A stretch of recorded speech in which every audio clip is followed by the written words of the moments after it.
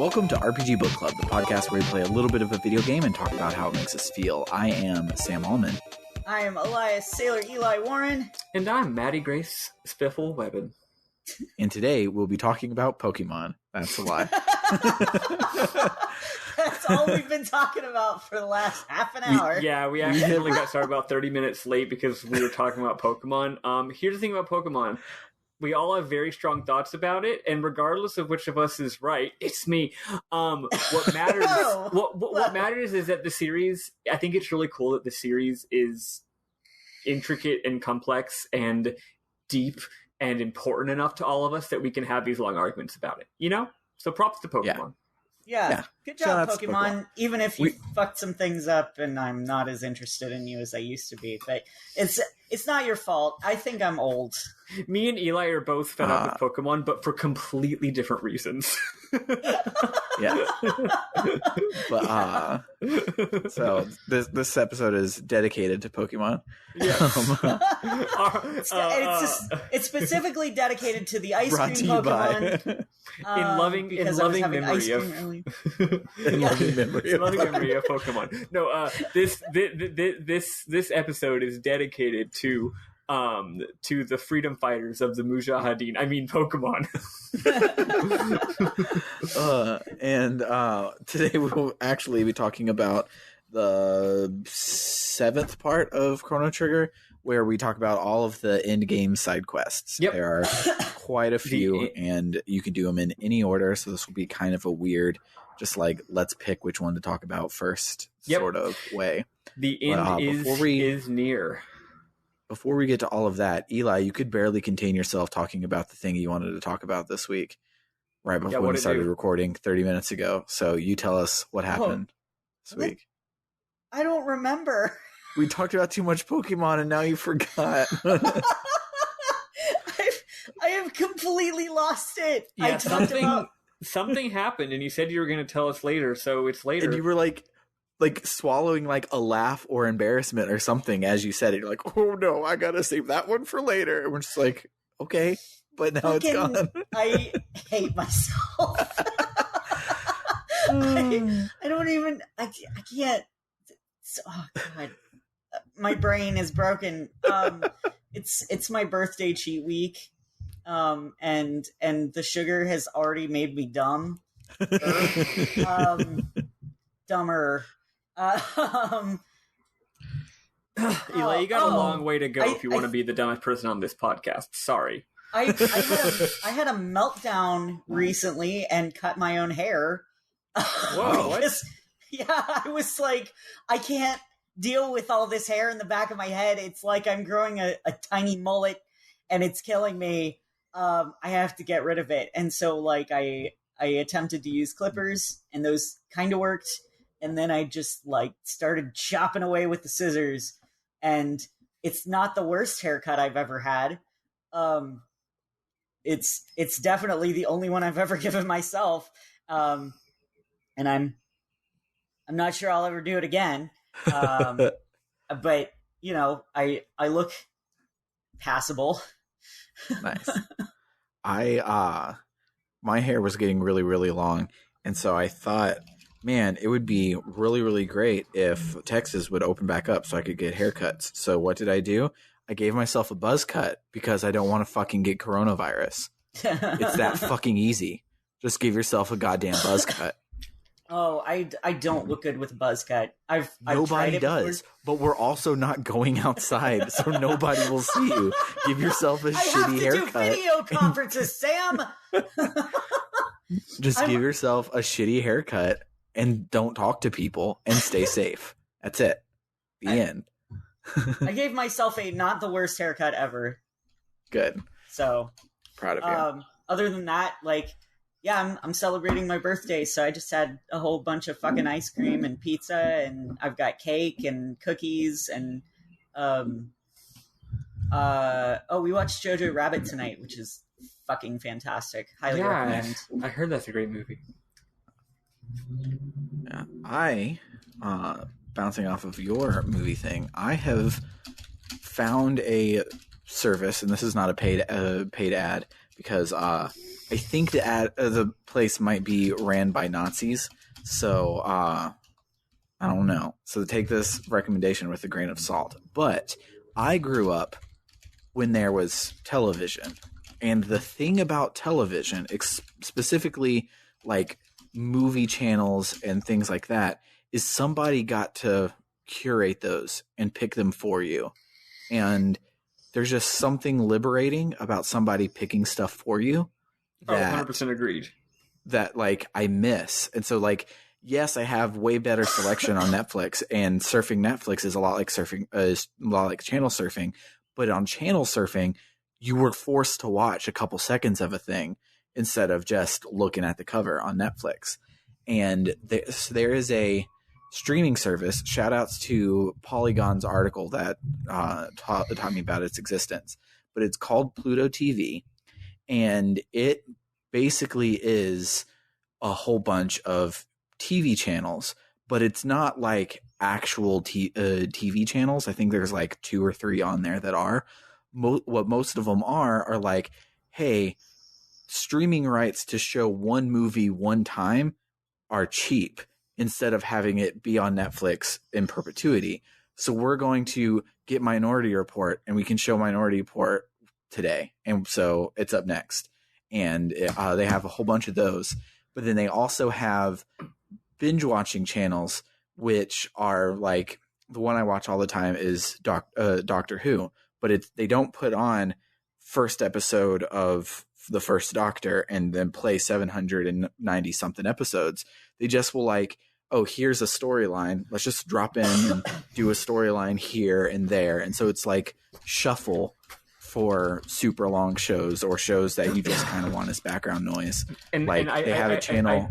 I missed part of this. Is this a subscriction service, or do you pay for these? It is absolutely goddamn free. Oh, wow. It is magnificent. And so like the one channel we put on the most, or the 2 channels we put on the most, is MTV dating shows like Next or Disaster Date or those sorts of things. They're daytime television from back in the day. Or this channel called Nosy, which it has all of the trashy daytime television shows like Jerry Springer and Maury and Wilkos and those sorts of things. And those are just perfect. Put them on because we don't care. Because who would binge watch Jerry Springer? Nobody would sit there and watch every episode of Jerry Springer from episode 1 to the end. But like you kind of would watch it if it was on, and this service lets you just put stuff on, and I really am enjoying it.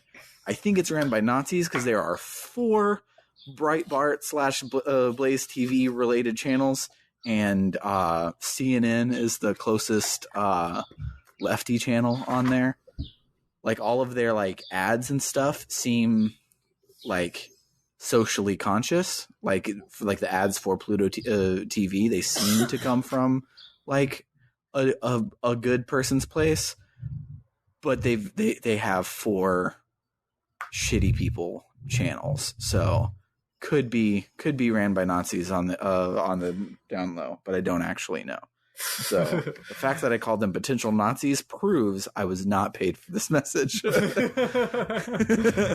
Unless you're paid to appeal to Nazis.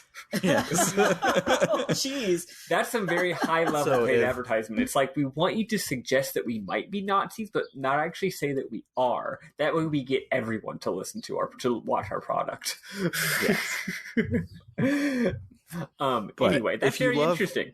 If you love the classic Doctor Who, this is the only free place to watch it in America that's not stealing. So that's really cool, and you get like Doctor Who is like perfect for this because the Doctor, while he does have a continuous like thorough line from the beginning to the end, he's a dude. He shows up in episode 1. He discovers there's a problem. He solves the problem and he leaves. It doesn't matter where he leaves to.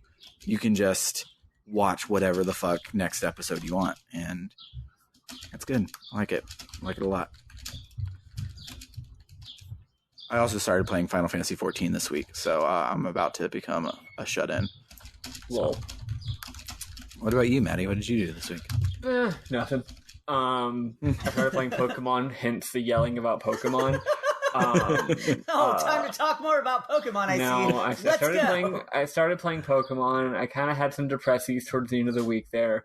I worked a lot on a personal project. Well, I say I worked a lot. I tried to work a lot, but didn't make a whole lot of progress just because it's stressful and mental health is hard. But I did. Mm-hmm. I am working on it. I'm going to do that after we're done here today. I don't know. I'm on the job hunt, trying to get a new job. I feel like some other major event happened, but I can't. Oh, right. I went to a drive-in movie theater, which is a lot of fun because I really miss the movies. Oh my God, I love drive-in movie theaters. I haven't been to one since I was like 12. I've never been to one. There were a few times in the last 5 years where I've considered going to one as like a date or idea or something, but it just never happened because guess what? There aren't very many of them nowadays. But I was just like, I fucking miss movies. The stupid Backstreet Boys reunion tour has really gotten in the way of me being able to go watch movies in the theater. I wonder if there's any drive-ins around here. And I found a chain of drive-ins in the Bay Area. The closest one is about 40 minutes away, which isn't too far, really. Because I'll drive 25 minutes to see my friends, you know. And they were closed, but they said on their site, we're going to reopen soon once we figure out this whole social distancing thing, right? So then they did open, and for a while, for their first week, their lineup was terrible. If I had to guess, I would say that they have to be very particular with their films, because I bet the drive-in theater probably has very, very tight profit margins, I bet. Mm-hmm. I mean, all theaters do, frankly. But the point is, you know, they're not showing every fucking new hit, right? They're showing random shit. That's how drive-in theaters were when I was a kid. Like they were double features, and it was usually like a kids movie that had been out for a while, and then an adult or a more adult movie, right? Not like a yeah. So most of these movies were like either terrible or like, maybe it's okay, right? But I thought, you know, I'll wait till next week because I wanted to take my friend who loves movies, and tell my friends about it and say, let's all drive our cars let's all go. You know, that'll be a really fun thing to do. Anyway, they announced their next set of movies on Tuesday, and they announced it for Thursday, and boy, I said before week 1 was a bunch of horse shit. Week 2, they're like, yeah, we're doing a double feature of Jurassic Park and E.T. Oh shit, yeah. So it's like, okay. See, now you got my attention. So that was fucking awesome. I went and saw Jurassic Park. I didn't stay for E.T. It was very late. Also, I didn't know I have so many memories of like running around outside with my dad before the movies started and just like playing with my sister and then like hopping in the car and watching a movie from there and then like falling asleep in the back of the pickup truck. Mm-hmm. Well, you can't do that for the second anymore. movie. The running around part. Yeah. You have to stay in your car, and you can only get out of your car to go to the bathroom. And the bathroom is one person at a time. I didn't have to use the bathroom while I was there, but yeah, I only did. But Jurassic Park, but the way they do the sound is you tune your FM radio to the sound, and it actually is very good quality. Very like perfectly fine as far as sound quality goes, and the picture was good. Anyway, I had a great time, and I'm probably gonna go again, probably maybe in a week or so. So if you're really craving the movie theater experience, give a Google, do a quick little Google, see if there's any drive-in theaters in your area. I'm sure they could use the help staying afloat financially, because Lord knows every other business can in these difficult times, what with the Backstreet Boys reunion tour. So yeah, highly encourage that. Shout outs to drive-in movie theaters. Anyway, that's it for me. Cool. So without much further ado, because we're probably going to talk for like an hour and a half about this game, and we've already been doing this for an hour. Whoops. Let's listen to Frog's theme, because I don't think I played it yet, and we'll listen. Then we'll talk about this week's game.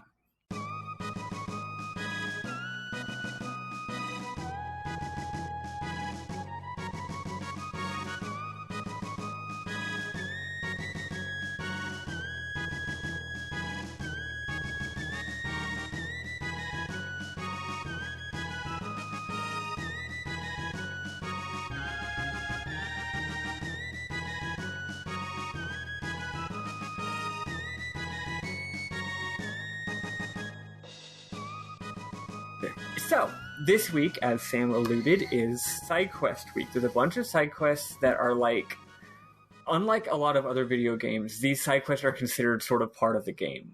Your typical walkthrough will say, make sure to go do these. Your typical playthrough will include them. You know, it's that's why we're not skipping them. You know, like we often do skip side quests in other games, or we just vaguely talk about them. But these are large story chunks that are important to the game. So, I'm going to go through them in an order that I picked for what I just thought would be an effective order to go in. Some of them are very simple, and some of them are very complicated and interesting. I'll stretch the complicated, interesting ones sort of out throughout. So, first let's talk about, so how do you know about these side quests? When you go to talk to the old man at the end of time. Oh, and for the record, sorry, this is scattered. I actually do have this all planned, but not the part I'm talking through right now. When we last left our heroes, we had just revived Chrono, which is also technically a side quest. He is back to life, our sweet himbo king. He is now not a required member of the party. So now the party of Chrono, Marl, Luca, Frog, Ayla, Robo, and Magus, who, as a twist, is now a party member, are all going to go save the world, but not before doing a bunch of side quests, because funny enough, there's not actually any tension, because it's a time travel game. The end of the world is there whenever we feel like going to stop it, which is kind of funny. So the man at the end of time, Gaspar, gives us a bunch of hints. He says something like, a woman is in a forest. Huh? Go on, what? Okay. So one thing that I think is really cool that since you were talking about bringing Chrono back, is Chrono coming back is technically a side quest, but it gets its own chapter name and on the save slot, but everything we're talking about this week does not. It just says the fateful hour, I think is what it's called from here on out. So like everything here on is meant to be optional, but like you're dumb if you don't play it. What's also interesting is that many of these side quests are very interlinked.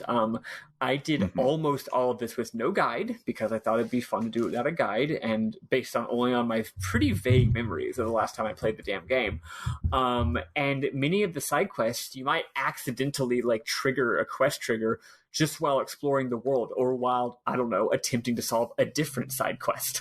So it's a very complex web of quests, which is this is actually fucking awesome. Just personal opinion here. This part's way better than I remembered it being. I was fascinated by the construction of it. Anyway, so the old man gives you a bunch of hints. An old woman in a forest is waiting for you, or see, that's not what he says, but you know, or there's a factory somewhere in the future, stuff like that, right? So based on his hints, you fly around. So first I'll start with Robo. If you go to the future, so most of these quests are triggered just by exploring. We now have an airship, a flying airship that isn't a stationary time machine, and that can let us fly to a bunch of areas that we couldn't before. And most of the quest material is just, oh yeah, you couldn't go there earlier because you didn't have an airship. So if you go to the future, there's 3 new locations. Two of the locations are going to be important later, and one of the locations is this big factory. So you go there, and the computer's like, with Robo in your party. I didn't check if you go without Robo in your party. I bet nothing happens, and they say we got to come back with Robo. That's another thing. In this part of the game, instead of the scenes being party agnostic, almost every side quest requires you to put certain characters in your party because it's their side quest and they have to say things or do things. So anyway, you go with Robo and the computer turns on and it's like, oh, hey, Prometheus, welcome back. How dare you bring crappy humans to this place? So then you go through a dungeon, and the whole time there's a voiceover over the intercom taunting you. It kind of reminded me of like GLaDOS from Portal, right? They're just like, let's see how you handle this, you know? We get a bit of lore here, but not much. It's a pretty straightforward side quest. Basically, the voice tells us that in the 300 years since Lavos emerged, humans have been dying out and are overcome with despair. So basically, just like, why fight it? Just let them die already. So again, this happens as you're going through this. I thought very smartly designed and fun dungeon. Unlike breaking the pattern of dungeons set in the future. The other future dungeons all suck, but this one's a lot of fun. Yeah, I really liked this dungeon a lot, which was surprising because it had a really dumb gimmick, but I liked it, so I didn't mind that it was a really dumb gimmick. Yeah, what do you think, Eli? Electrocuting Robo and walking into the things, I thought was dumb, but was good. Yeah, I thought it was interesting. I had a little trouble understanding parts of it. It was pretty complex. Like, the part where you have the 3 switches that you have to turn to in a specific manner to was open there a one hint of for that? No, I did not find it. I just happened to, when I walked up, I got it first try. For me, it was trial and error. Like I turned them all off, and then I just went one by one, turning them back on, and then I got it just randomly. Here's the thing: I know enough about combinatorics because it's pretty simple, low level college or high school math to know that if there's 4 or 5 switches and they're you got to turn an arbitrary amount of these switches on or off, I'm like, damn, that shit's hard. Where's the hint, right? Walkthrough time. But when there's 3 switches, it's there's only 6. There's only 6 of them. So what? So there's only 6 potential. So might as well just try them all. 8, but yes. I was thinking of It's 8. Something else. I don't fucking remember. It's 2 to, it's 2 to the third. But anyway, yeah, so when there's only 3 switches, it's just fuck it, I'll just brute force it. Yeah, so maybe there was a hint somewhere, maybe not. But yeah, it's a pretty fun dungeon. One of my favorites in the game, honestly. So anyway, so then the voice over the intercom does say one really interesting thing. She, and you'll see that she's a she in a second. Well, I don't know her pronouns, but her name's Mother Brain, so anyway, she talks about how Lavos will soon quote need to spread its children to destroy other worlds. I say quote. That's not a quote. That's me paraphrasing. But so anyway, I don't like the implications of that. What she says my math is that was off because I wasn't counting all on or all off. I was no, I swear it's just 6. So what she says is that is, for the record, that is the life cycle of Lavos. I don't know when the game explains this, but the game kind of passively explains this throughout the game. Is that Lavos infests the planet, waits a bazillion years, blows up the whole planet, and then its children go off into the stars. This is literally its reproductive cycle, right? Which again is very Xenogearsy in that you think this thing's an evil monster that's just that's the size of your entire planet and is the most evil thing in history, but to him it's just the normal thing that it does, right? Which it's just he's just having kids, right? But anyway, Mother Brain though, Audrey too. What? From Little Shop of Horrors. Oh, I have not seen that. Oh my god! Fucking watch Little Shop of Horrors. Sorry, I've only seen it once. I really enjoyed it, but it's not where because my Summer is watching this show called Haven, and the main character on that is named Audrey, and that was the only thing coming into my head. And I was like, what? I don't have a crystal ball. But anyway, so what Mother Brain says is that Lavos' spawn will soon destroy other worlds.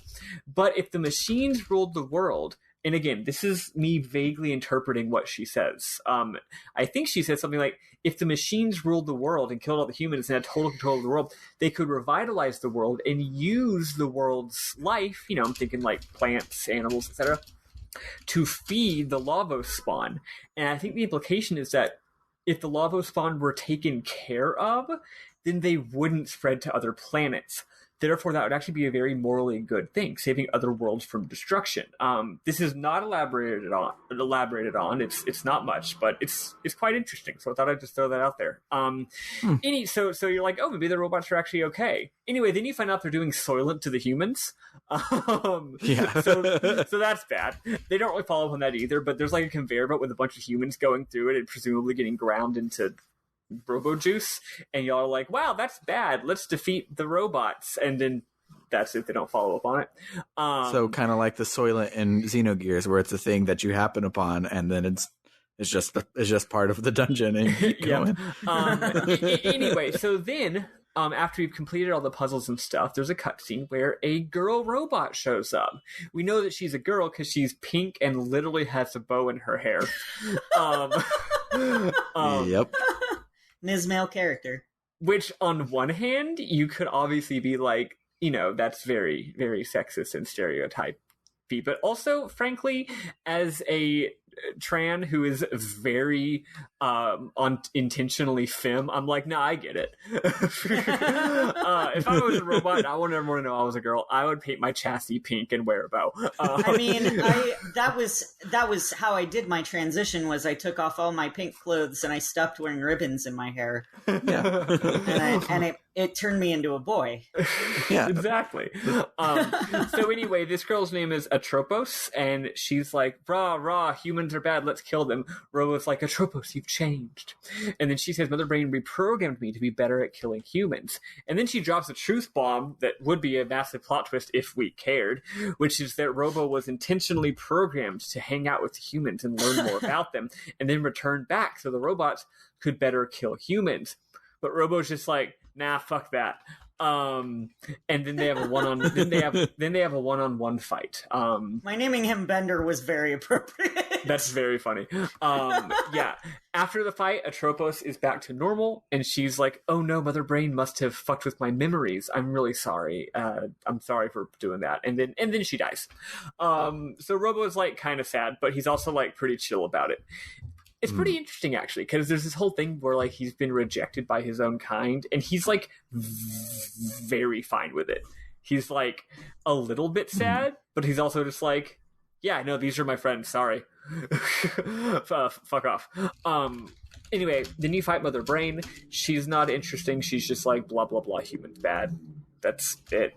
Yeah, her fight is another one of those Magus traps, where if you use a level 2 magic and it hits everything in the room, she's like almost unbeatable. So you just punch her in the face instead, and she goes down real easy, real fast. I had to cheat on this battle. I'll admit I was too bimbo for it. Even though it's pretty obvious. Well, it's obvious if you know one of your characters' abilities.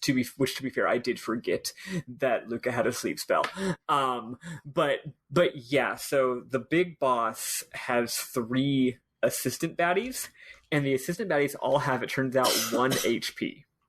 And why are these assistant baddies bad? Well, the assistant baddies can heal the boss for 1,000 HP, and they do it constantly. So you can't hurt the boss.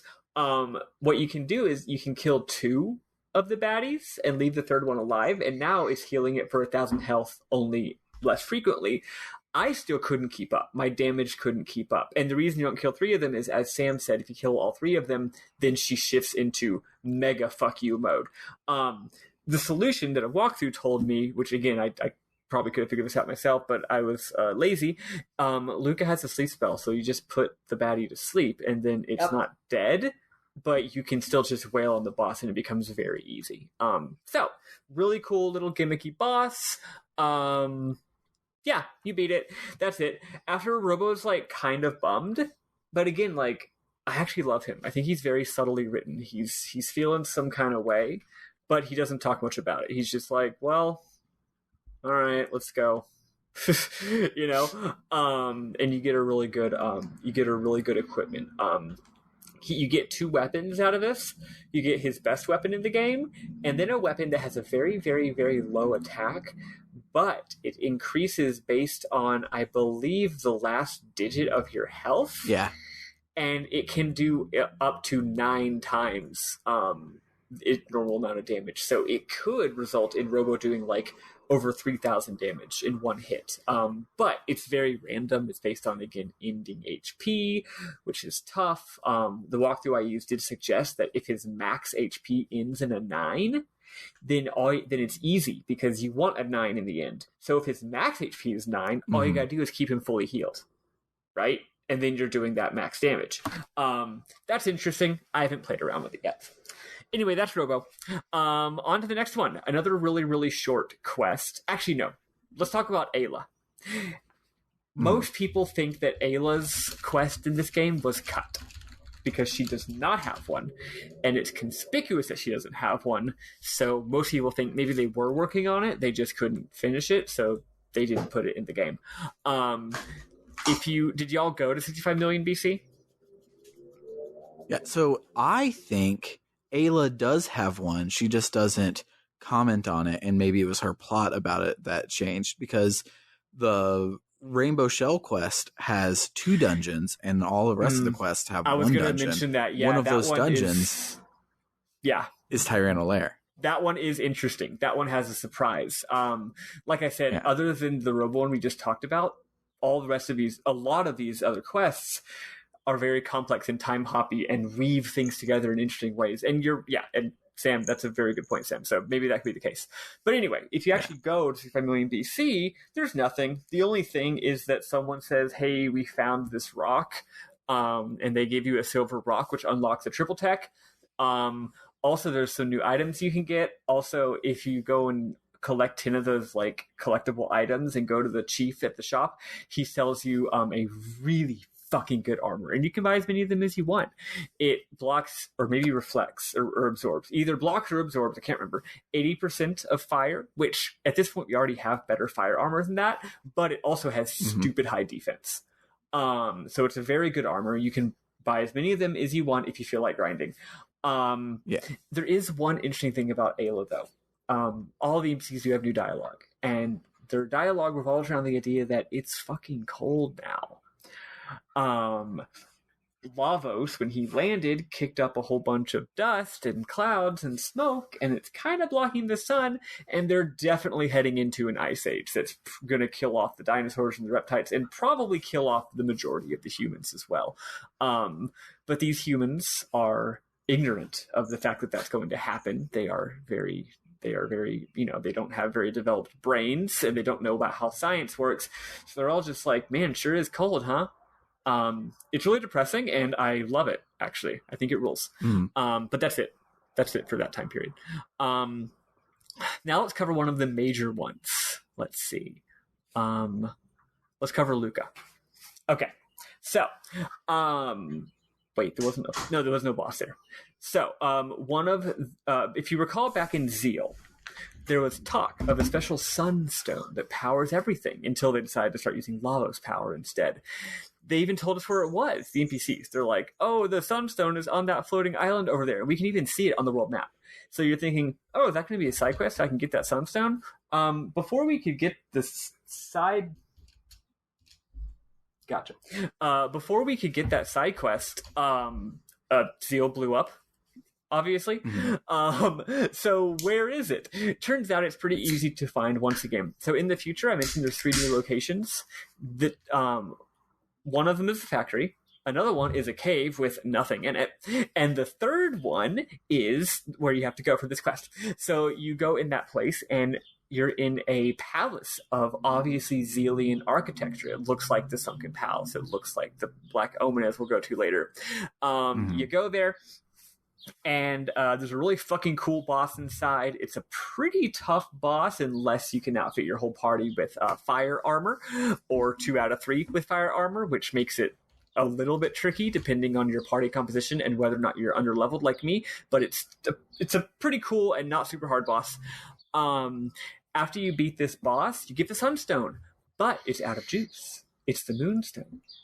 I believe Robo says something like, man, this Moonstone could be charged up to be a Sunstone if only it could sit in the sun for, I don't know, about 65,002,300 years. So you're like, So you go all the way back to 65 million BC. You go to the only new location, the only other location in this entire time period, which is a little cave with a very conspicuous opening in the ceiling where some sun shines in. It's implied that this place is always in the sunlight, which makes no sense, but, it's magic or something. So you put the rock in it. And then you put the rock in it and you go back to the future, and now it's all charged up. So yay, problem solved. That was an easy quest. Except that's not how it goes. In the future, the stone isn't there. So we're like, fuck! You're saying that we left this rock in an unguarded cave for 65,002,300 years and someone took it? That's ridiculous. Yeah. I can't imagine that would happen. If only we left Robo behind to guard it for 65,002,300 years and then just picked him up later. He's a robot. You can do that. But anyway, so we go back to 600 AD and it's back. So it is in 600 AD. So then we go to 1000 AD and it's gone again. So Luca's like, okay, maybe someone in 1000 AD took it. Thankfully, no one from like 800 AD took it, because then this quest would be unsolvable. Right? Important things only happen at these time periods, which is actually kind of lampshaded later. Anyway, time to explore. Turns out a dude in Poor has it. Now, if you recall, I believe I had a memorable moment weeks ago in our very first episode about this guy. He's a random NPC and he's super selfish and his whole family hates him and is miserable. It's actually quite sad. Now, when I shared that weeks ago, I didn't mean for that to be foreshadowing. I just thought it was cute Dragon Quest style NPC dialogue. But it turns out it was a side quest, which is going to be a recurring theme today. Turns out that guy found the stone, but he won't give it to you because he's selfish. What can you do? Well, if you can believe it, I actually already did this quest. Like, all the stuff I'm about to tell you, I had just already done without realizing it earlier in the game. I was just exploring and having a good time. So it was very cool that what I thought was just an innocuous, off the beaten path side quest turns out was a major late game quest. So it just like tied in later. It was very cool. So there's this lady in 600 BC, the same house as the selfish guy, who desperately needs some jerky. Oh, also the king in 1000 AD also wants jerky, but the cook is like, what the fuck is jerky? If we recall, the chef in 600 AD specialty was jerky. Again, we delivered some of that to his brother, the Knight Captain, in the first episode of this series. But when we talk to him again, nope, he's not making it right now. He says, I don't have necessary ingredients to make jerky. Also, it's too spicy for most people to appreciate anyway. So what's the girl to do? Turns out a shop in Poor in 1000 AD just sells jerky. So you get it, you go back to 600 AD, give the jerky to the lady in Poor, and she says, wow, I'll give you like $1 zillion for this. But we, being good JRPG heroes, say, nah, girl, have it for free. She's touched by her generosity and vows to instill her family with the same generosity that we have. She wasn't going to do that unless we gave her free jerky. Yeah, she was like, wow, I didn't realize that being nice was good. Turns out you invented the idea of being nice. Yeah. So we go back to 1000 AD. We've done some good things and some bad things. We invented the whole concept of being nice, but we also invented the criminal justice system, so it's kind of a wash. It's kind of a wash. We invented cops. So we go back to 1000 AD, and the mayor's nice now. His whole family loves him. He's literally just like, hey, I found this stone, you want it? And he gives it back. We return to where it's supposed to go, and we go back to 2300 AD, and there it is. We just pick it up, no boss or nothing. What do we do with this damn thing? We go back to 1000 AD to Taban. That's Luca's dad. Quick aside, if you return to Luca's dad at multiple points throughout this journey, he gives Luca fucking amazing equipment. Like multiple times throughout the journey. He's like, hey, you want a Taban helm? Hey, you want a Taban armor? And it's always super fucking good. But anyway, at this point, you return to Taban again, and he either gives you all that shit if he didn't already give it to you earlier, and also he's like, ooh, the Sunstone, cool. So now we realize that this was, in fact, Luca's side quest all along. If you want to call it that. And he makes some amazing equipment for Luca out of it. He makes two things. He makes her best gun in the game, and he makes some shades. What's cool is those shades, I forget what they are because something's about to happen with them later. So that's the Luca quest. I really like this one. It's cool. I don't know. Y'all have any thoughts on this? On this half of it? No. So this sun boss was the one that destroyed me last week when I had to do the save chrono thing twice, because I was just exploring, finding looking for chests, and I accidentally walked right into it. Because, like, it doesn't have a dungeon. Oh, that happened to me too. A room. Yeah. It's like a room, and you just walk up far enough, and then, boom, there's a boss, and there's no warning at all. And yeah, you can just straight up trigger this quest. It's just kind of straightforward. Yeah, so that's one of the major quests. Now let's talk again about another one of the really quick ones, Magus's side quest. Actually, no. Oh yeah, I forgot he even had one. Actually, no. Let's do Cyrus. Let's do Cyrus first. So, Frog's side quest. So turns out there's a whole ass continent in 600 AD and 1000 AD that we couldn't get to before, complete with like a town and everything. We just didn't know about it before. It was like over there, right? On it is a town and a big old ruined castle. If we go there in 1000 AD, I actually didn't do this in this order, so I'm just going to share it in more like the intended quest order. Say we go to this area first in 1000 AD. We find out that it's the town of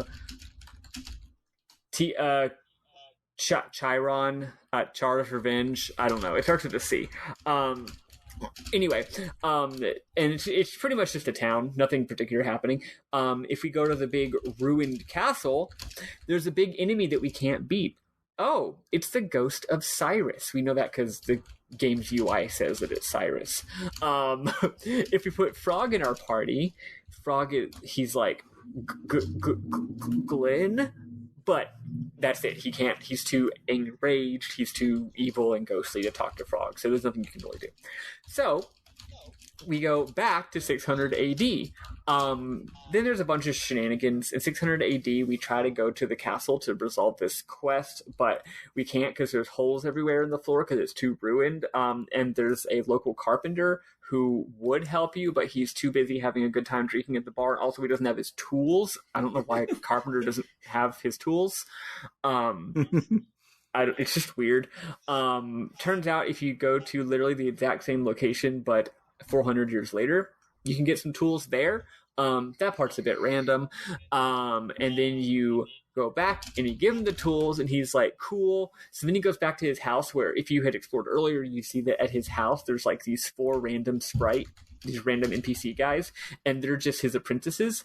And they're all just like, yeah, our boss is a jerk. He works us to the bone. And apparently they just hang out in his house all day, every day until he decides to come and tell them to do something and give them work. It's like hanging out at a union hall kind of, except there's only one employer.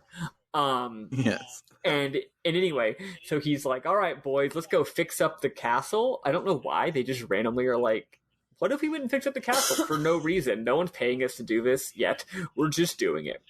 So they go in the Slattery cut, it's implied that one of us said, hey, you should go and fix up the northern ruins so we can go and explore it. Ah, gotcha. Still weird. They do it for no reason. Yeah. So they fix up the ruins a little bit, but they say, hey, man, we fixed up some of the ruins. We literally fixed one hole. But we can't fix any more because there's enemies. So there's a few rounds of this side quest where you go and you clear out enemies, and then you go back and you tell them, hey, I cleared out the enemies, and they go, cool, and then they go and they fix some of the holes. Then you go and you fight more enemies, and you go back and you say, hey, I fixed them, and then they go and fix some of the holes. And this time, each time you have to pay them to go do it, which is pretty fun. It's a cute little thing. It's not very strenuous or anything. It's quite easy. Fun thing about this part of the game, the difficulty curve is completely flat, because you can do these quests in any order, right? So the difficulty of all the bosses is it's way more dependent on your equipment and also on your party composition. That's why every boss is like a little gimmicky puzzle, because it actually is pretty tough, but it's like, okay, use your brain. Either A, figure out what party composition you need to handle this boss, or B, maybe go do a different side quest and get a very useful item. A useful armor that helps you. It's again, me doing a relatively low level run, I was having a really fun time puzzling this out. It's quite cool. But also that means that your average battle is almost just like you can mash the button level easy, especially once you start getting the, again, stupid, like I had already done the moral quest by this point, so I already had the most amazing goddamn equipment in the game. So anyway, so you do that a bit. Finally, you've cleared out the castle, and you go to the basement, and there's a gravestone, and the gravestone says, "Cyrus, the fool who challenged Dracula, rests here." Sorry, when I say Dracula, I mean Magus. Frog and Cyrus have a little. So Cyrus's ghost shows up, and he and Frog have a chit chat. Frog feels bad that Cyrus died. Cyrus is like, "Nah, you good, mate." That's it. And then we get some really good treasure. That's this whole. That's it. That's the side quest. Massa and Mune pop out, and we're like, "Oh, we couldn't be the true Massa Mune as long as you doubted yourself." So now the Massa Mune is powered up, which is important because the hero's badge is dependent on you having Massa Mune equipped. Yeah. So now that Massa Mune is now that it's your best weapon, you now get hella good criticals off of it, which is cool. Yeah, so that's fun. Also, Masa and Mune, they pop out of the sword, and their dialogue definitely made me think there was going to be a boss, because they said something like, they said like it's slash in time, but they also said something else. They said like time for round 2, and I thought it was like, oh fuck, remember that super hard boss from earlier? They're gonna do it again just to like test us, like to test the heroes. Mm-hmm. Fuck, but no. Turns out they just meant round 2. Just meant like the sword's better now. Let's go have fun. Oh, whew, thank goodness. Yeah, I think this quest should not have existed. I think Frog had already resolved his plotline. He had completely resolved his plot line. I did not think he was doubting himself at all for this to really make sense. They just wanted a delve more into Cyrus X Glenn. Yeah, for the slash fiction, which is valid. I was gonna say I am absolutely shipping Cyrus and Glenn. Glenn is an adult. I'd like to make that clear. Yes. But yeah, so that's that side quest. It's again pretty quick and dirty. One more thing I will say, I didn't do this, but I was checking a walkthrough just to fill in some of these notes, because I had already played most of this before Sam reminded me I was supposed to be doing notes. So I was like, oops. So anyway, it turns out if you take Frog at this point back to Denadoro Mountains, you can get an extra item that unlocks another triple tech. So I'll probably do that. Cool. I'll probably do that next week. Look, there's a little bit of a trick to it. Go ahead and fucking look it up on a walkthrough, right? But one of the triple techs in the game is locked behind an item. So the thing that sucks about triple techs being on items is we're at the end game where we have a lot of really, really good accessories. Yep. So I don't really want to waste a slot on a triple tech that I will only maybe sometimes use, even if it's great. Agreed. It's like, I might need to heal this round, and I'm not going to wait a whole ATB bar to use the triple tech. Yeah. So I'm just going to put on the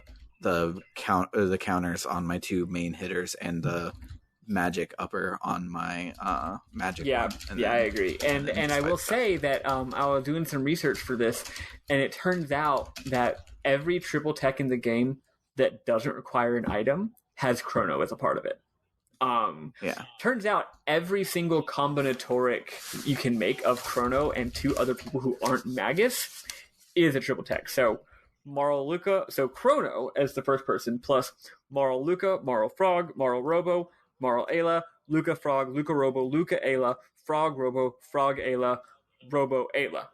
All of those combinations plus Chrono are triple techs, but that's it. So if you don't want to have Chrono in your party, then you have to do one of the ones that requires an item, because all the other ones require Chrono, which is interesting. It's just an interesting little structural thing there. And it's a little game design emphasis on the plot line of last week, where it's it has to be someone who's important. And even though Chrono has not really said anything, he's still important because he's the group leader. Yeah. And even though we don't get any of his personality because he doesn't say anything, you still kind of get a feel that everyone can do this because Chrono is there to support them. Yeah, you get the feeling that his determination and heroism. Yeah, his determination and heroism is what inspires everyone to keep going, even though that's all completely implied and not really shown. Anyway, so now let's do another one of the major side quests. Let's do Marls. Marls is fucking cool. It's the most narratively and structurally interesting of all, even though it's not too tough to actually do. All of the side quests in this game. It's like piddly to do because instead of being flat, these are the same mobs you fought doing spoils. We did this quest first week. When you do that quest again, it's the same mobs. Yeah, and they died of 100 HP of damage. Yeah, 100%. I was like, why am I using Dark Mist? Yeah, I'm doing 2,000 damage. So if you're like me, you probably thought that you probably had the Luca, Marl, and the one we just talked about, Frog Quest, somewhat entangled because they all involve 1,600 AD, and also both the Marl and Frog Quest involve this new town, just different parts of the same town. So they're all like, in fact, this exact same bar. So remember the bar where we got those so the bar that we had to go to in order to get the tools, or no, the bar with the guys that wanted the tools in 600 AD. So literally step 2 of Frog side quest is also step 1 of this side quest, which is, again, they're all very intertwined. In that bar, Toma is there, if you recall the Great Explorer Toma, just a minor character that you occasionally see. He's like, oh, hey. He was a minor character whose life's goal was to find the legendary rainbow shell. So you've seen him in various bars, right? So you see him, he's like, oh, hey, Chrono, hey, guys, long time no see. I finally found out where the rainbow shell is, y'all. I'm not going to tell you where, though, because I'm going to come back a hero. I'm going to go get it. I'm going to be a hero. Oh, hey, by the way, just apropos of nothing, if I don't come back, please pour soda on my gravestone, because I just love soda. Because I just love soda. I didn't even think of this as an alcohol reference, because he's just like, pour one out for me, and hands you his flask in the slattery cut. And I'm that's really cool, but I didn't even think that it would be soda. He literally says, pour a soda on my grave in the Cracking open a cold one with the boys, where a cold one is a ice cold Dr. Pepper. No, it's Mountain Dew. He's a gamer. It's true. Mountain Dew Code Red. But anyway, I would pour that out. So the funny thing is, you can't do anything with this information. So all you do is you just jump ahead to 1000 AD. And it turns out on the world map is a gravestone. So you click on the gravestone and you go to this cape, this really cool, dramatic looking cape. So you go to the edge of the cape, and there's Toma's grave, and you look at Toma's grave and it's like, here lies Toma the explorer. He never did find the rainbow shell. So you pour one out for him. You pour your Mountain Dew, your ice cold Mountain Dew Code Red gamer fuel on his grave, and his ghost shows up and he goes, oh, hey guys, I haven't seen y'all in 400 years. That's kind of weird that y'all are showing up now. I'm not going to read into that.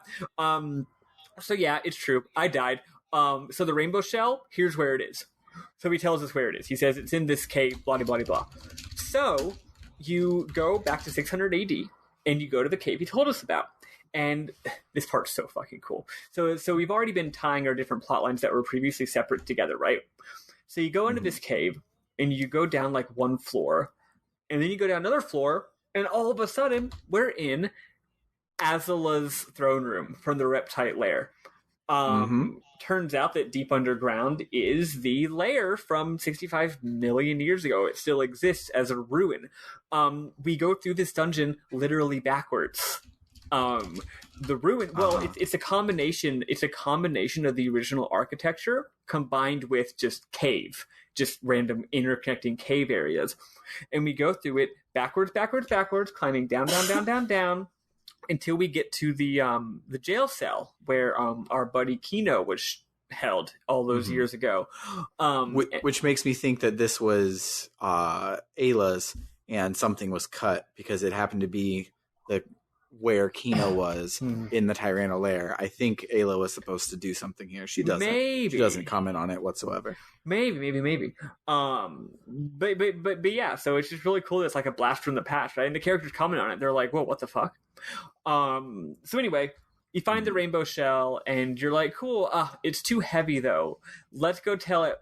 Let's go tell King Guardia that it's here, and he can have his soldiers get it." So for some reason, I'm not really sure why we do this. Maybe it's because we didn't feel like waiting, because we're kind of on a mission here. We go and we tell King Guardia, "Hey, there's a rainbow shell down there. We're not going to wait for you to go get it. Just go get it and keep it in your king's armory. And here's a note. 400 years later, keep it as a family heirloom. 400 years later, some adventurers are going to show up wanting it. Please give it to them." And again, I don't know why they didn't just say, "We'll wait for a few days while y'all go get it, and then we'll have it." But whatever. So then you go to 1000 AD, and well, let's take a brief pause, because there's an optional scene that you might see for the first time here, if you're, I think, Eli. But if you're me, you have seen it last week, and you just didn't mention it as a memorable moment because there was other shit happening, right? So there's a one-off scene that can happen, I think, at a variety of points in the game, depending on when you do it, right? Where it's basically any time after you can freely time travel after the courtroom scene, which is cool because that's the crazy thing is we've explored the 600 AD castle till the hither and yon. We've explored it many times. The 1000 AD castle, the only time the plot requires you to go in it until this point is the second you set foot in the castle, you're captured, and then you escape. So it's possible that you've gone through the entire game without ever bothering to go back to the castle at the main place where you started the game. I went there last week just out of curiosity, like, wait a second, I never went back to the castle. It's just been sitting there. This is an area I haven't explored yet. But whenever you go back there, what happens is there's actually some dramatic stuff. You know, the king is like, "Marl, come, you know, stop going on adventures. Come be the princess." And she's like, "No, Dad, I hate you." I kind of forget all of it. Eli, do you remember this scene a little bit better? I remember the main point, but if you remember it better than I do, you could share because you did it this week. I didn't go and talk to her dad afterwards because I was like, I got other shit to do. And then by the time I got back there, I couldn't go talk to her dad because he was already in court. Gotcha. Okay, yeah. So I think you talk to her dad, and they have some basic father-daughter friction. But the important point is that if you talk to the Chancellor is like, again, I forget, this was last week, so I kind of forget, but you talk to the Chancellor, and the Chancellor drops this hot goss, which is that the reason, the king he basically says that the king is a shitty person. The king sucks. And he tells Marl very subtly, as if it's just a casual thing to drop into the conversation, that the king kind of inadvertently was responsible for his wife's death, for the queen's death, her mom's death. And that's because when she was really sick, he wouldn't spend time with her. He said, "No, being a king's more important, blah, blah, blah, blah. The kingdom's more important." So then she got depressed, and then she died. So the father basically abandoned them. Marl gets really upset about this. Obviously, this is exacerbating some existing tensions with her daddy. Again, you can go have a conversation with him and yell at him. I forget. It basically is just her being mad, and then she runs out the door. That's, pretty much it, whatever. So that's the setup. She yells at him, and it ends with you not being able to go back into the castle. So I realized this because the reason I went there was to get the sealed chests that are in there. And so I was trying to do that last week. I saw the scene, and in the end, she storms off, and the king's like, "You know what? Fuck you, never come back." And I was like, well, now I can't. Oh yeah, that's right. It's very dramatic. He's like, "I never want to see you again. You're not my daughter." That's right. It's a very dramatic scene, actually. Again, it was a great scene. I just forgot it because it was last week. Wow. And I totally missed it. Oh well. Great. Yeah. There's probably ones that people still haven't found, even though they've like ROM hacked the game. They probably still haven't found scenes like this because the game just does there's a that. lot of It's very so context sensitive stuff. See, I got that scene because I always do the thing where if I see that a bunch of important plot characters are congregated in the center of a room, I know to skirt around the edge of the room so that I can make sure I explore and get all the chests before I activate the cutscene. That's literally what I did. I was like, oh, look at all those important characters in the middle of the king's chamber. I'm not going to go over there. So I've done that a lot too. like imagine Marl being like over in the corner and the king's like, Marl? She's like, I'm not here. She runs up, gets a chest, runs out, and the king's like, was that my daughter? Did she just run up the stairs to the chancellor's room and then come back down holding a new giant shield? And the chancellor's like, yeah, I guess. And they're like, I guess we'll just keep hanging around in the middle until she shows up again later. That way I can yell at her.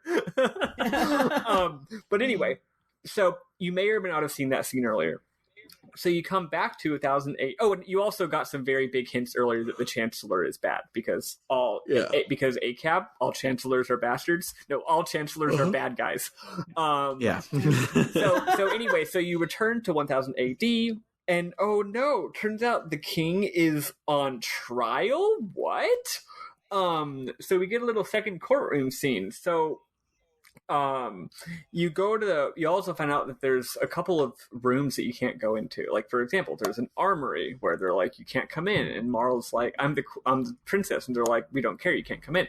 But if you go to the courtroom, which is weirdly enough at the top of a tower, weird place to put a courtroom, but whatever.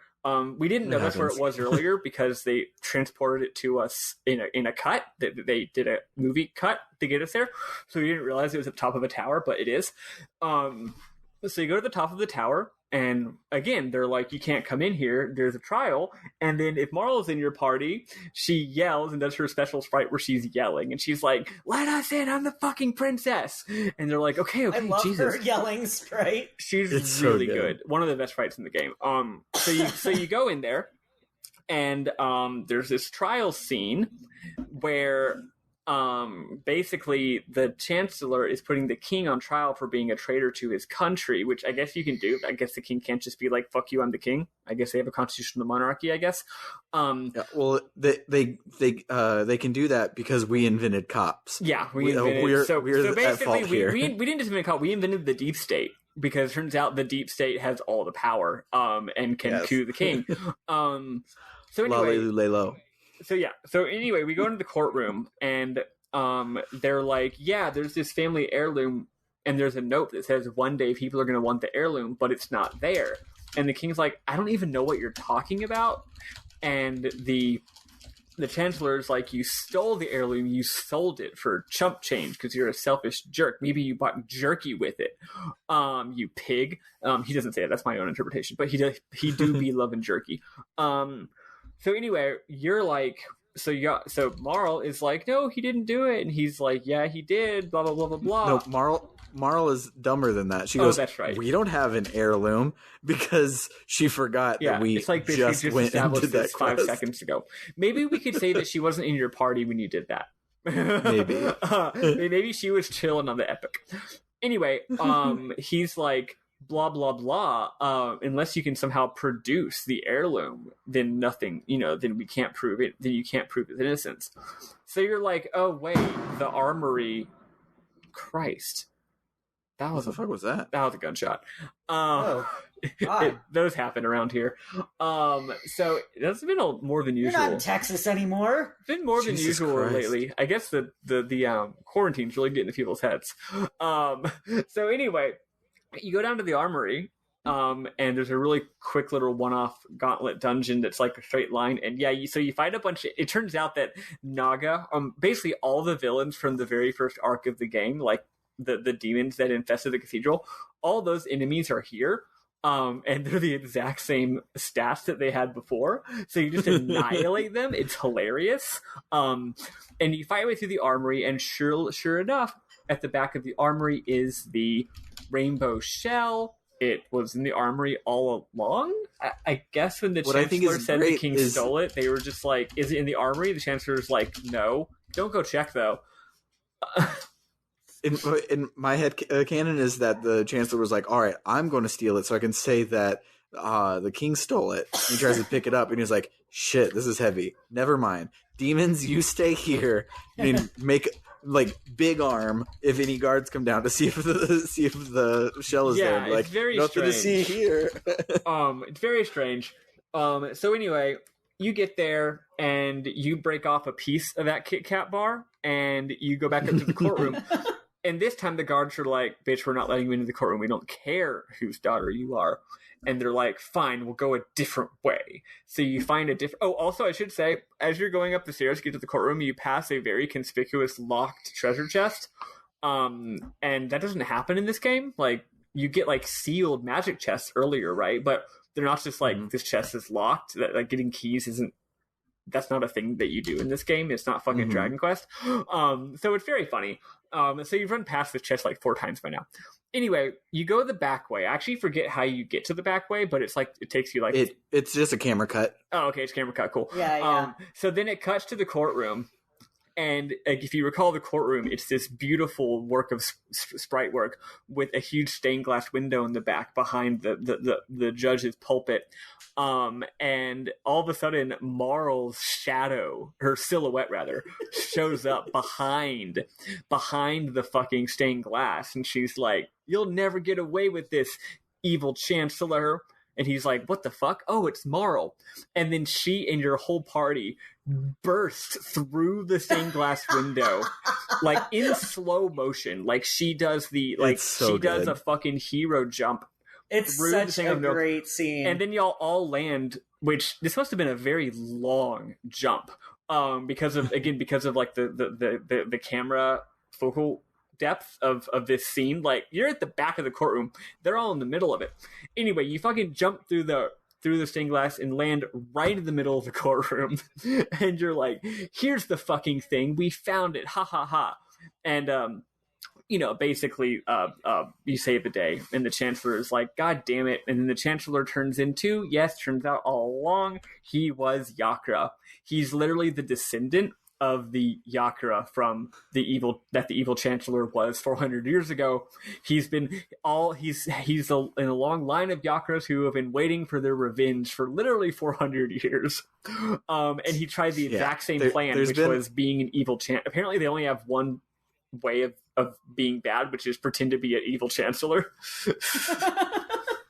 Well, this is the third time they've done the joke of, okay, so if a generation is about 25 years, then let's pick 8. The eight people, or 8 generations later. So you had Ozzy the 8th is the mayor in Medina Village, and this is Yakra. No, he's not the mayor. He is,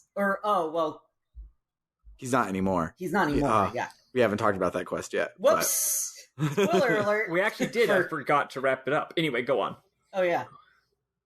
That's true. But this is the third time they've used that joke, and this is the payoff. It's still great. It's quite funny. So actually, I'll revisit that in a second. Anyway, so you fight Yakra. He's actually pretty fucking hard. I beat him in my first try, but I was in the RPG loop for a while. I used a lot of revives. I even at one point used a Mega Elixir, which I only had one of, and it's like, dude, shouldn't you save that for the final boss? It's like, yeah, but I don't feel like getting a game over and trying this again, so just like, fuck it, I'll use a Mega Elixir to beat this one random unimportant boss, because fuck that guy, I just want to beat him. So I did. Low level Chrono Trigger sounds so wild, because I did 3 Falcon punches and he was fucking dead. I'm having a really good time. All these bosses are stupendously well designed. Even though this one, and I mean, like, this one's not super hard. If I'd gotten a game over and fought him again and put 2 seconds into party composition or equipment, I would have owned him, right? Since all the battles before him were super easy, I kind of thought it was going to be a joke battle, but it's not. Anyway, after you beat him, you find out, so Marl and her dad make up. And you find out that, hey, that whole thing about the dad not being there when his mom died, yeah, the Chancellor made that up. He was just trying to sow discontent between father and daughter. The dad was there when the mom died. The dad was loving, and the mom loved her husband. Like, he was a great dad all along. Marl feels like shit for doubting him. Because the thing is, he was being a bit of a jerk. He was like, "You're my daughter. You need to be more responsible." Like, they were having typical father-daughter drama. But what she feels bad about is that she then instead of believing in her dad and trying to make up with him, she believed this lie that he was actually a really shitty guy. Instead of trusting that he actually was not a shitty guy because he'd been there for her whole life. So they make up, and it's actually very, very touching. And now we have the rainbow shell. So Melchior shows up and makes just a zillion fucking amazing pieces of equipment. And the thing that Luca got from her last quest gets turned into an even more amazing piece of equipment. So basically, everyone in the game is just fucking decked out at this point. Yeah, you get a kick-ass sword for Chrono. You get even better shit for everybody. I think the one thing you don't get is anything for Marl. Her late game equipment was in Cyrus's quest for some fucking reason. I think you're right. You also Melchior can take the rainbow shell and make two things out of it. He can either make one prism dress, which is a phenomenal piece of equipment that only the ladies can wear, because only ladies can wear dresses. And the other thing he can make is he can make 3 prism helmets. I figured, hey, 3 pretty good pieces of equipment is probably better than 1 amazing one. I'll have 3 helmets. And sure enough, the helmets are fucking great. The helmets protect against all status effects and also increase your magic defense, I think, by 9. And also have great defense scores. So they're fucking great. Sam, it sounds like you got the dress. Yeah, I got the dress, which I then have not put on anybody because being immune to 1 out of every 5 attacks is a lot better. I will say, for both of y'all, next week when we go through the Black Omen, you do get to make that choice again. So you get to do either 3 helmets or 1 dress. You get to do that again one more time. Or maybe you just get a dress. Either way, the point is you can get more prism shit a little bit later. So I'm planning on getting the dress later, right? Yeah, I got the helms this time. Yeah. So you could theoretically have 2 dresses by the end of the game, which is pretty cool. So that's that amazing quest. Again, you're fucking decked out. Okay, I wanted to blast through all those, and frankly, I think I did a pretty good job going fast, but it was also like 6 fucking quests, so I didn't blast through as much as I wanted to. I wanted to get to the last one. Oh, to back up, we didn't touch on Magus's. You basically just show up and you fight. Oh, I said I would do it later, and I didn't. You're right. I'll blast it through it real fast. So Magus's quest is a comic relief quest. It's extremely fucking funny, but I will skip through it. Basically, you know how Magus had a castle that was surrounded by an endless dark pit within a deep forest on a secluded island? Well, turns out next to that secluded island is another smaller secluded island with another smaller forest, with another smaller endless dark pit, with another smaller castle right inside of it. So you go into this like shittier, smaller version of Magus's castle, and it's Ozzy's castle. Ozzy has regrouped and still wants to rule the world with Slash and Fleet.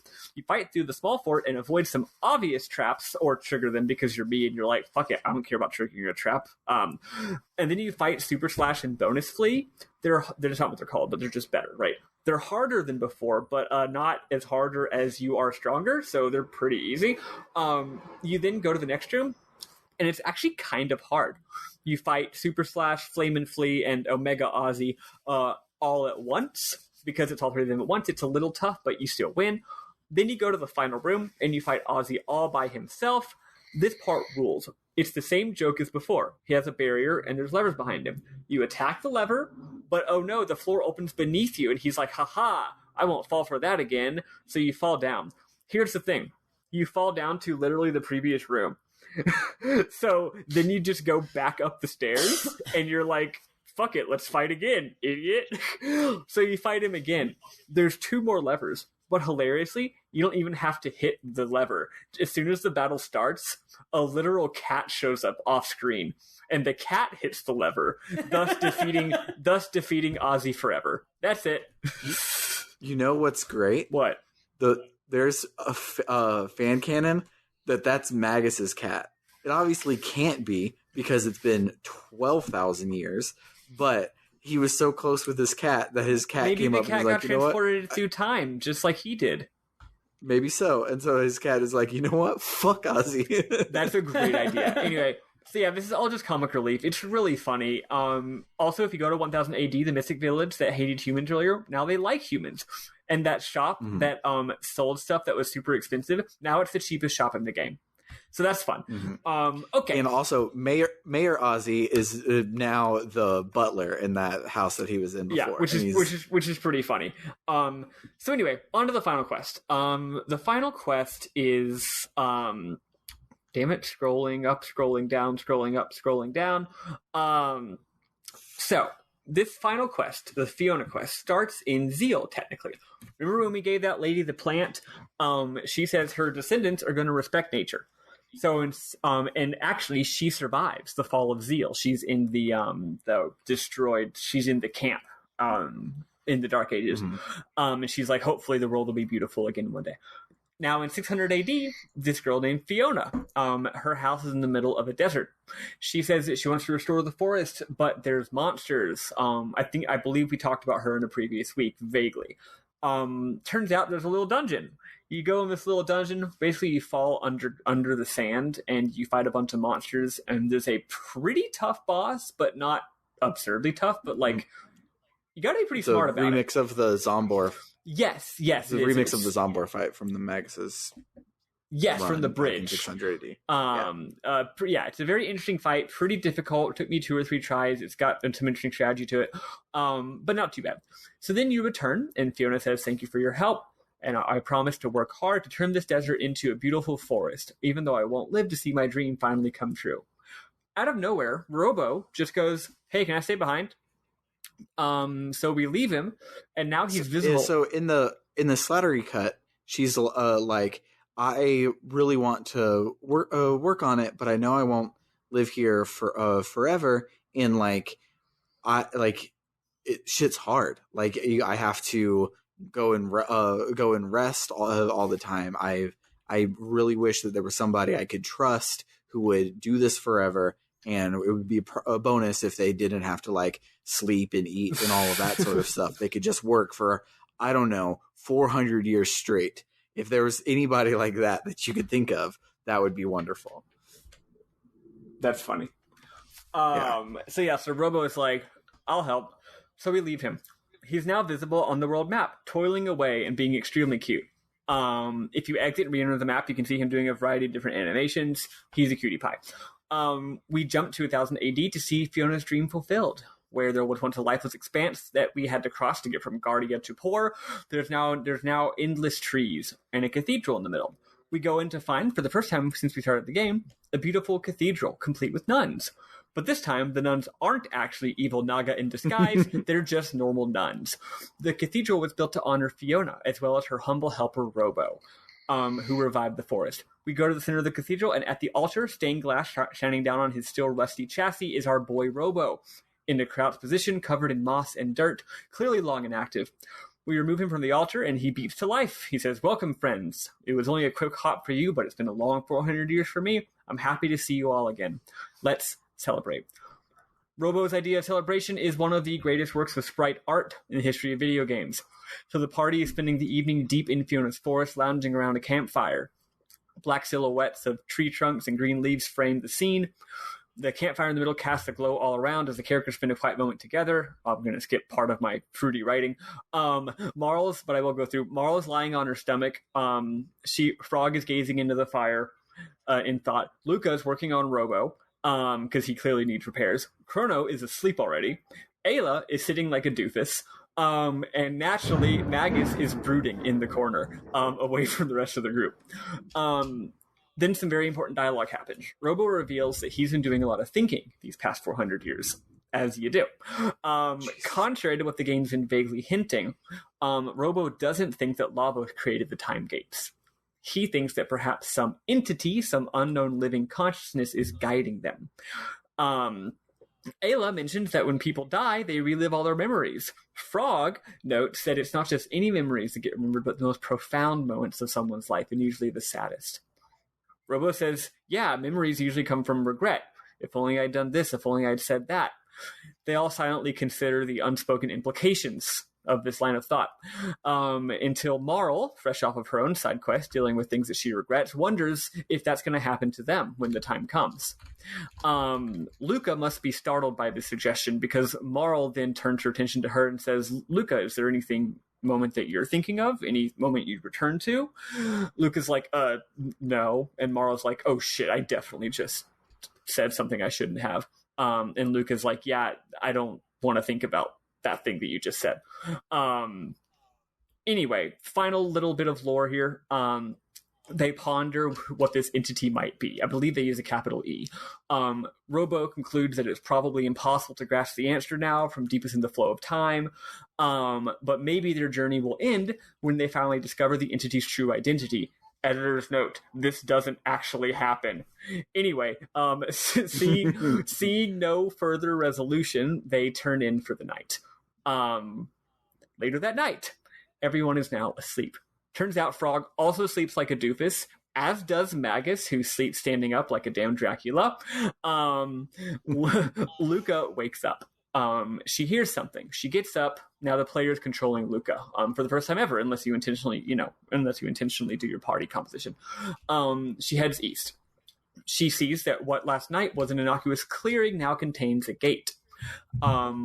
Wordlessly, she opens it. It opens to reveal, for I think the only time in the entire game, a red portal instead of a blue one. Only time that's happened in the whole game. The portal is bright, terrifying red. She hesitates for a second and then goes in. I suspect here that she knows what's going on already at this point. She arrives at her own home in 1000 AD. She immediately understands, could it really be? If the player inspects her diary, they find out that as a child, Luca hated science. She says, Dad pays too much attention to machines, not enough to me, and his wife. You go out onto the balcony, and Luca sees her most painful memory right in front of her. Luca's mom, legs fully functional, is cleaning the living room with baby Luca. She says, ugh, this massive machine in the corner. Taban says not to touch it, but goodness, it is so freaking dusty. So she goes to clean it, but her skirt gets caught in the conveyor belt. The machine turns on. The mother screams at her daughter, please put in the password. Stop the machine. Young Luca doesn't know it. The conveyor belt starts to move, dragging Luca's mother into its maw. So at this point, you have a small little minigame that must be... It's a very simple minigame that must be completed. It's a fucking terrifying minigame. Exactly. It's a very short, easy minigame that must be completed in a very short amount of time. The solution is in another piece of writing in the house. The password is Luca's mother's name, Lara. But you run up to the machine and you click on it, input password, and you're like, there's no keypad. How can I enter the damn password if there's no keypad? If we remember, which we probably don't, my hot take is that this minigame is designed to be almost impossible to succeed on your first try. That's the point. I very firmly believe that failing is canon. Anyway, if we remember way back to our first jaunt in the future, we remember that the buttons on the controller themselves can be used to spell words. Lara. Those are all SNES buttons. Now here I'm conflicted. I've only seen one version of this scene in which Luca fails to change the past. To me, that's canon.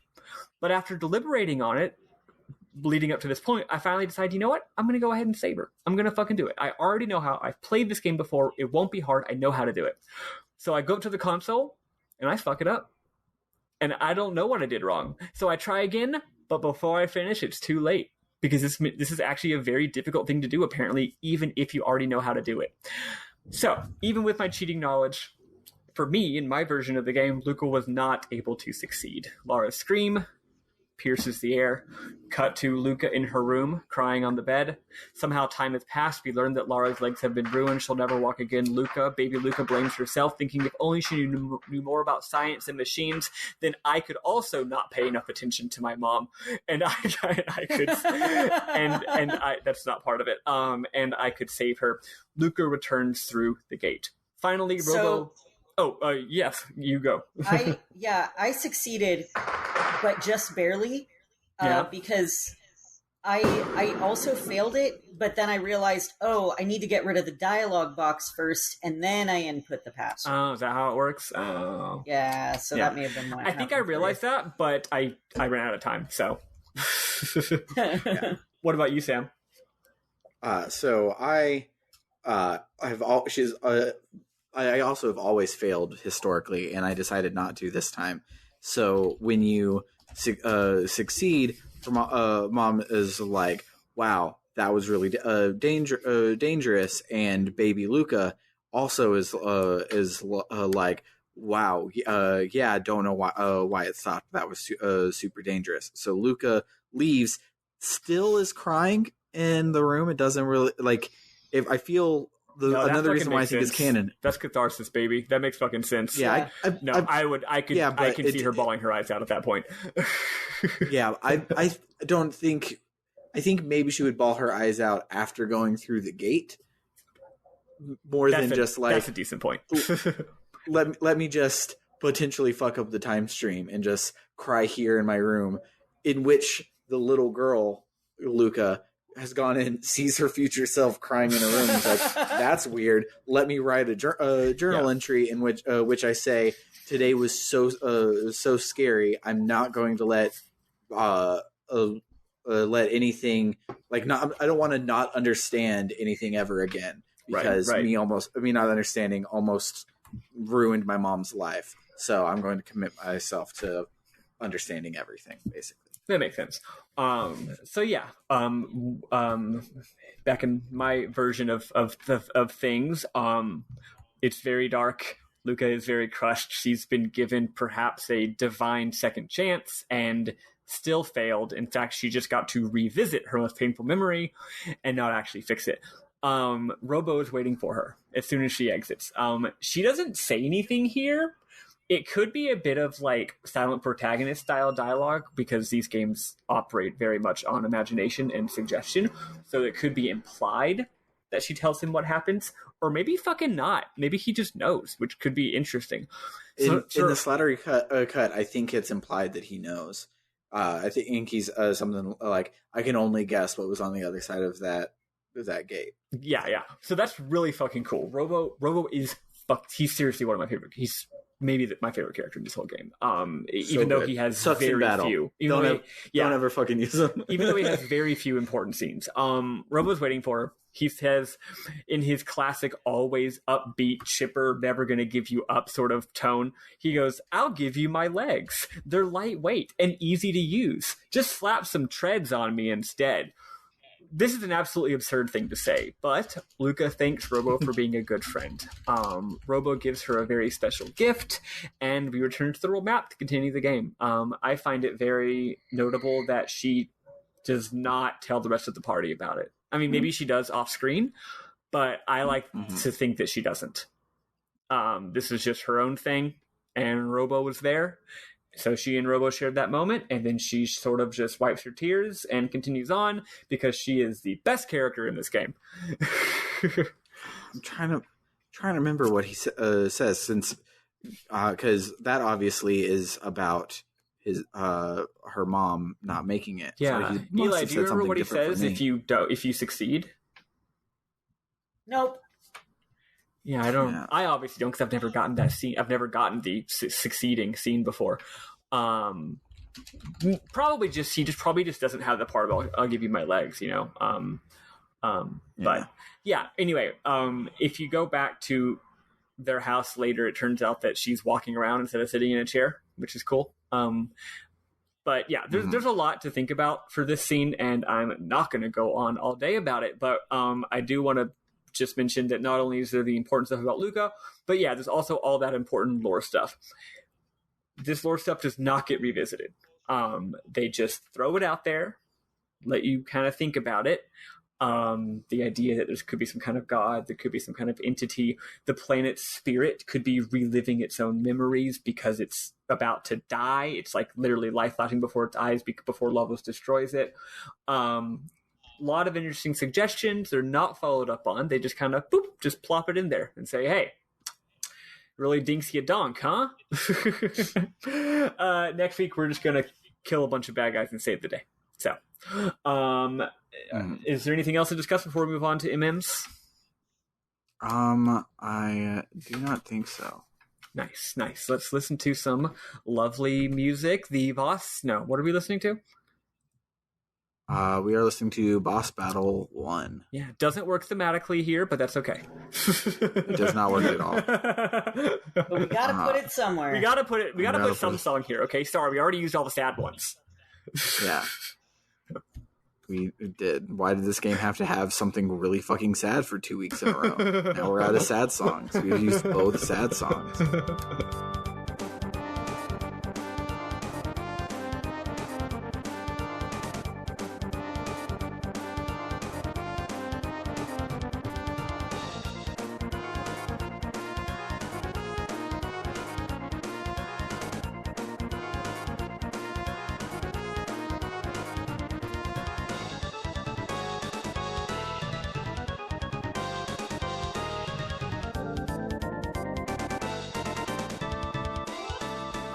So, Eli, what were your favorite bits this week? So I took a few screenshots. My main memorable moment was Magus's quest, because Ozzy is just fucking hilarious. But the screenshots that I took specifically are of the carpenter who's drinking. It just reminded me of the whole like Brock in Pokemon being like, look at these jelly donuts, so good. I love jelly donuts, because this guy is like, he's like, bartender, give me another soda, and the bartender says, sir, I think you've had enough sugar today. And the guy is like, pipe down, I'll tell you when I've had enough. Can't you see I love soda pop? and then he follows up afterwards when you talk to him again with nothing like soda pop to quench your thirst. I'm like, yeah, buddy, soda. Definitely drinking soda. And also the whole like pour out a 40 of Dr. Pepper on my grave. Like it just fucking cracks me up. Like, oh, so we can't have alcohol because this is the mid 90s and video games have to be wholesome and pure. But yeah, like all of this stuff with Ozzy, like so there's the part where he's got like a big like scythe that he's got in front of a chest. And so like I got curious. I'm like, maybe this is a timing thing. And so I went up to it to try and get the chest because I'm a dumbass. And I saved it just in case. Like I did a save state. But yeah, he fucking chopped my ass to pieces and was like, ha ha, ha, I fucking got you, moron. But then I went back because I was like, no, I'm not going to fail. And then this poor imp goes up and just gets creamed. Okay, so when you defeat his trap by not being an idiot, on one hand, that is pretty funny. On the other hand, I triggered the trap because I am an idiot, but also I think that's almost even more funny because you are canonically, I play my character as a himbo, right? Chrono is a stupid boy, and Chrono and Ayla and whoever else run into the trap like idiots, and yet, so it's like, haha, he outsmarted us, but it's like, bitch, we have heal spells, like it's fine, right? So then you just, because it takes you down to 1 HP, and then you just cast a heal spell, and it's like it never happened. So it's just like, even if you get caught by Ozzy's trap, it still doesn't fucking matter. Yeah. I loved, if you look at it and you don't go towards it whatsoever and you leave, he's like, no, come on. Like, I did this whole trap and everything. Like, come on, just try it. And then the imp walks up and gets destroyed. And I love it. Any more, Eli? No, that's pretty much it. I mean, what about the whole game? I mean, I just have a very, very few. I think some of mine probably got looped into those notes I was just reading. When you're doing the quest about, when you're doing the quest with the selfish man who becomes not selfish, if you go there earlier back when he's an asshole, again, his whole family hates him and it's really sad. He's apparently very abusive and not very nice. And the wife says something just like, I wish my husband cared about anyone else but himself. But after you go back after making them all nice, all the kids are like, everyone in the town loves my dad. He's the best person. He gives away all of his possessions. And you go upstairs and the wife in the kitchen says, I wish my husband were a little less generous. He's always giving away all of our shit. Which I think is extremely fucking funny.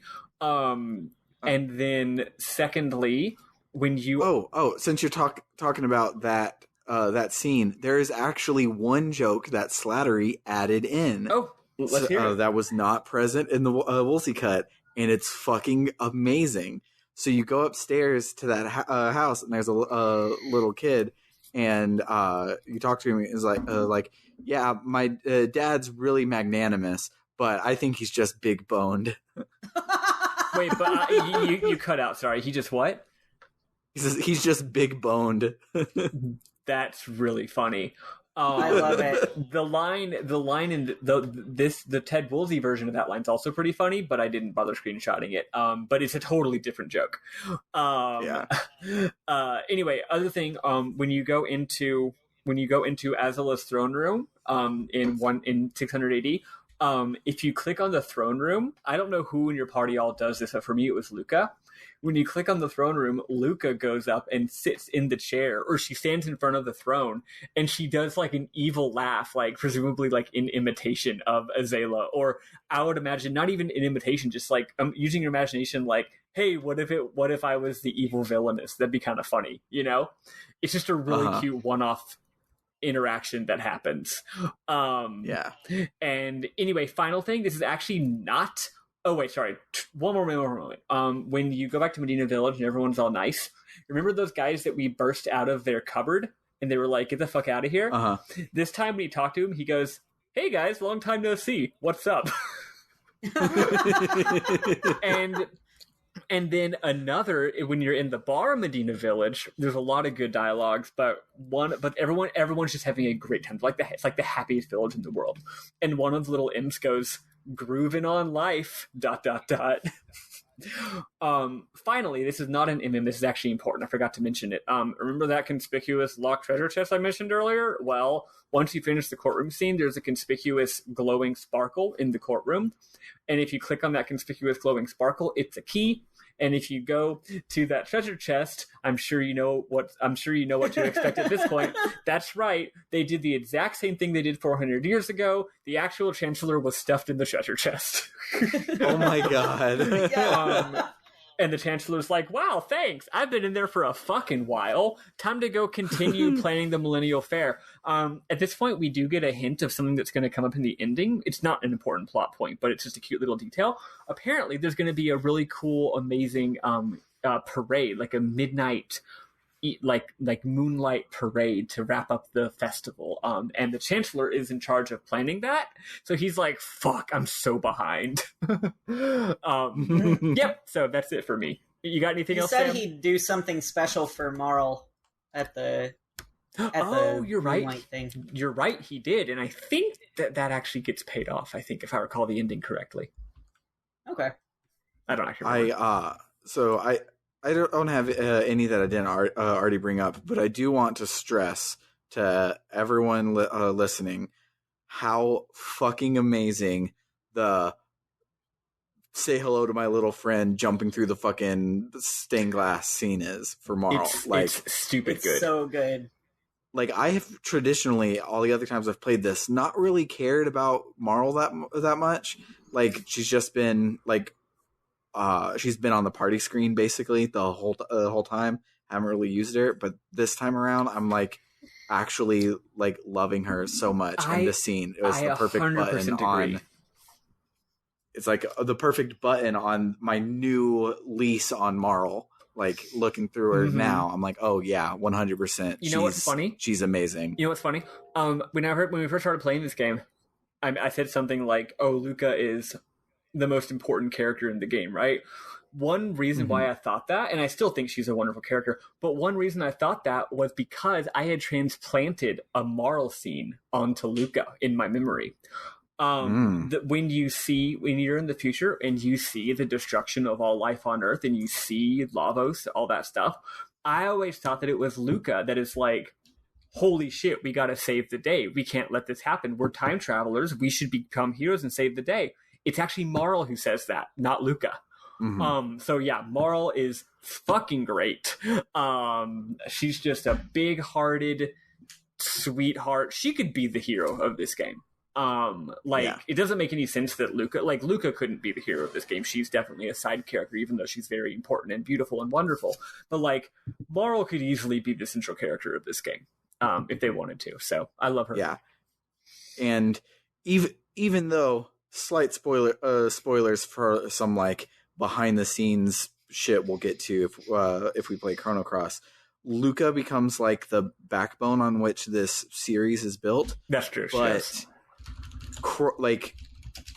Spoilers for an ending we're not going to do. Ayla is Queen Guardia the First. It's a direct bloodline from Ayla all the way up to Marl. Chrono Trigger, if not the Chrono series, is literally on Marl's backbone. She basically is the main character if we didn't spend all of last week asserting that Chrono was instead. Yeah. And well, she's the main one saying, let's go save Chrono. Let's bring Chrono back. And also, weirdly enough, the game actually does make the romance between Chrono and Marl pretty much canon, which is interesting. Yeah. This game doesn't spend any time. It's weird that there's a canon romance in the game, but also not one that is an important part of the game. This isn't Final Fantasy VIII. This isn't Final Fantasy X, but it's just in the background. It's yeah, Chrono and Marl like each other a lot, which is really cute.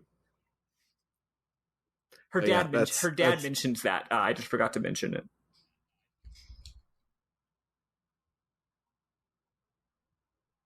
But yeah, that's all that I had. Yep, that's it. If no one's got anything else to say, then let's wrap it up. Wow, this went long. I thought I would be able to blast through it, but I guess we had a lot of content. Next week, we are beating the game.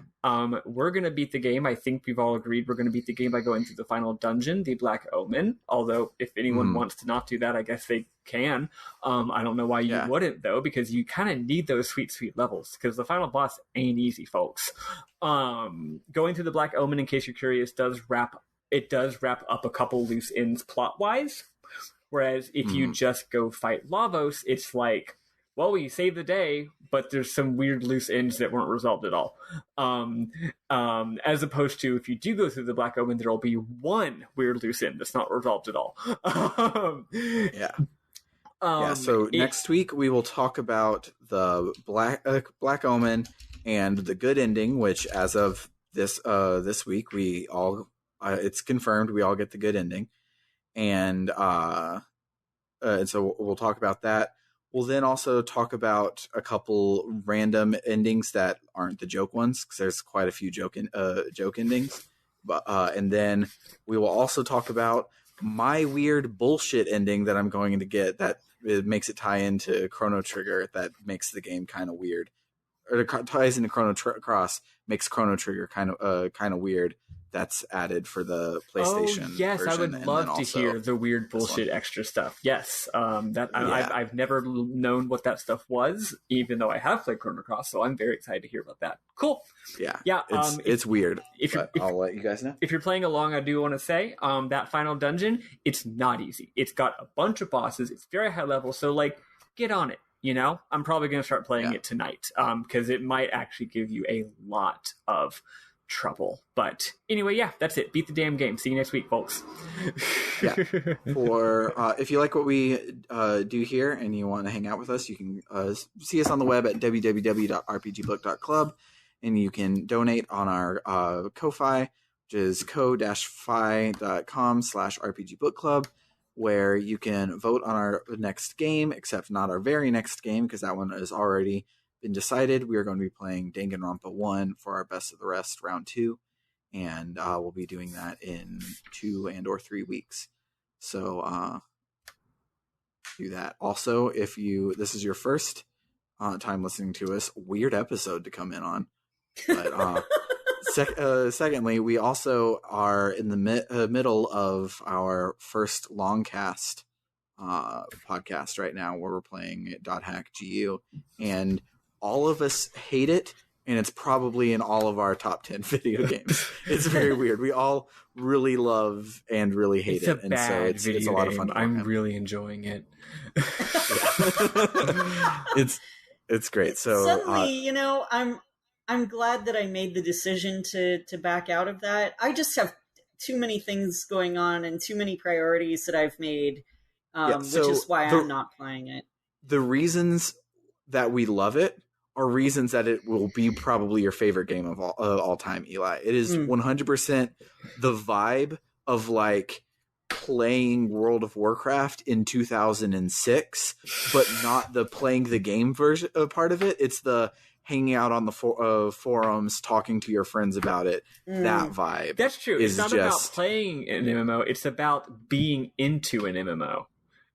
Yeah, it's not that's why it's great. Being an MMO player, which is not the same as actually playing the video game. That's interesting. Yeah, and it's like while we talk about the plot stuff, we're just like, we go and we fucking punch a guy, whatever. But then we like hang out on the forums, and you can read this guy's like theory craft about like the lore of the game, and it's fucking great. And it's love the game. It's really bad. No one should play it. But check out Longcast if you're into that sort of thing. But for RPG Book Club, I have been Sam Allman. I've been Elias Sailor Eli Warren. And I'm Maddie Grace Webben. Toodaloo. Bye-bye. See ya. Now we just need one more game with a weird way to say goodbye. And there probably is one. I just can't think of it because I'm not smart.